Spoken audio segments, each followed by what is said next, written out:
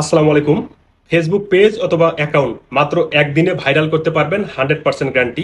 তবে দুইটা কাজ আপনাকে জানতে হবে। দুইটা কাজ হচ্ছে রিচ এবং এঙ্গেজমেন্ট।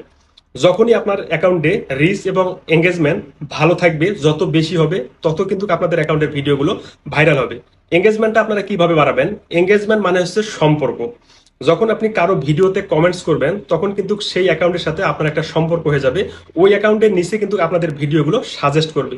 এখন লাইক শেয়ার, যখন আপনি কোনো ভিডিওতে লাইক শেয়ার করবেন ওই ভিডিওতে যে ভিউ আসবে সেই পরিমাণ কিন্তু আপনাদের অ্যাকাউন্টে রিচ চলে আসবে।